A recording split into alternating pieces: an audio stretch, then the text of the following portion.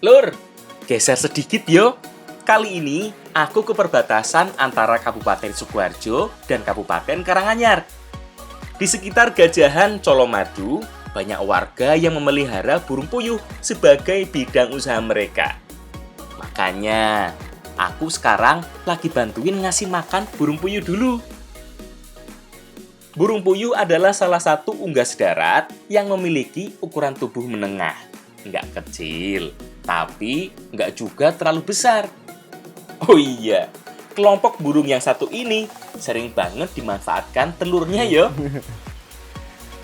Saya sedang membantu Bapak untuk memanen telur puyuh ini.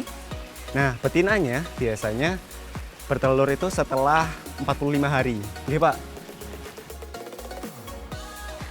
Karena lebih sering dimanfaatkan telurnya, pasti kalian lebih sering lihat bentuk telurnya daripada burung puyuhnya toh. Biasanya, telur puyuh bisa langsung dijual di pasar seperti ini. Langsung laris manis kuy. Tapi selain dijual langsung, telur puyuh ini bisa juga ditetaskan. Soalnya selain dijual telurnya, bisa juga dijual indukan. Makanya, lebih mahal kalau ditetaskan. Proses penetasan ini menggunakan alat sederhana dengan lampu sebagai penghangatnya, dan di dalamnya itu ada saklar otomatis yang akan mematikan lampu kalau suhu sudah terlalu panas.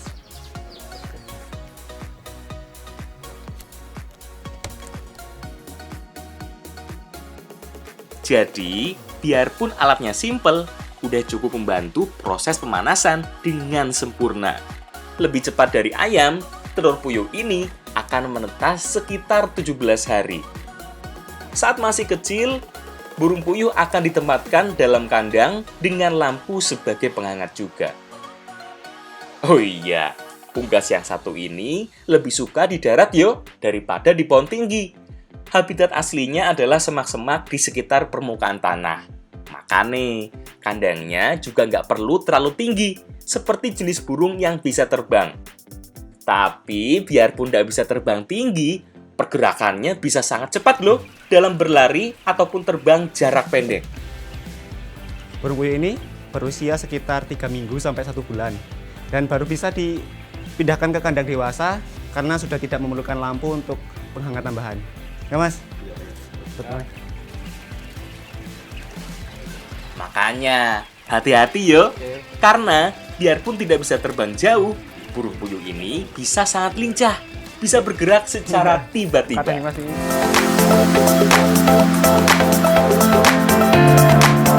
Lur, masak telur puyuh sudah biasa. Sekarang, aku mau masak burung puyuhnya saja. Ayo, daun mengkudu ini udah pada tahu belum? Udah ada yang pernah makan belum? Daun yang biasanya buahnya dimanfaatkan sebagai obat-obatan tradisional ini ternyata bisa juga loh dimanfaatkan jadi makanan. Kalau di masyarakat Betawi, daun mengkudu biasa dimanfaatkan jadi campuran nasi goreng. Nah, sekarang akan dijadikan bahan campuran burung puyuh ini. Bumbu-bumbu yang digunakan sangat banyak. Selain bumbu dasar, ada juga bumbu lainnya seperti merica, ketumbar, serai, lengkuas, salam, dan masih banyak yang lainnya. Termasuk air santan dan air kelapanya juga. Ayo, kira-kira mau diolah jadi apa? Kita mau masak makanan khas Soloraya. Tongseng yo. Tapi kalau biasanya tongseng terbuat dari ayam dan kambing, sekarang menggunakan daging burung puyuh sebagai bahan utamanya. Tongseng sebenarnya hampir sama dengan gulai, hanya saja menggunakan kombinasi bumbu yang lebih tajam. Perbedaan lainnya adalah menggunakan tambahan kecap dan tomat sebagai penguat rasanya.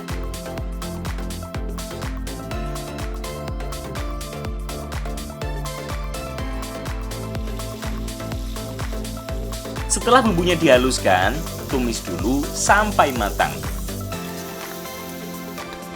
Nah, setelah bumbunya ditumis, langsung dimasukin burung puyuhnya supaya amisnya hilang, ya Bu. Nggak, Bu? Kalau langsung dimasukkan dagingnya setelah bumbu matang, selain amisnya hilang, bikin rasanya juga jadi lebih gurih. Karena bumbunya jadi jauh lebih meresap. Setelah itu, masukkan santan dan air kelapa. Jangan lupa, masukkan daun mengkudu sebagai pengganti kol yang biasa digunakan sebagai campuran tongseng. Terakhir, baru masukkan tomat dan kecap. Karena selain memiliki cita rasa gurih, tongseng juga dilengkapi dengan cita rasa manis sedikit asam. Kalau mau pedes yo bisa, tinggal tambah cabai yang banyak yo. Duh, ini sih bikin ngiler. Dari tampilannya wah udah enak banget ini. Aku nggak sabar buat nyobain. Nanti tak ceritain wes rasanya gimana.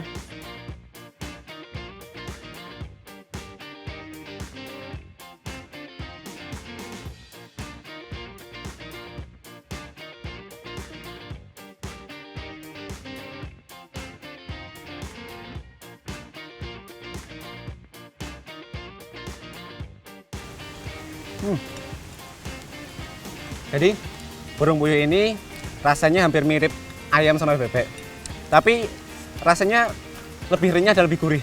Jadi lebih enak ibu. Wah mantap nih.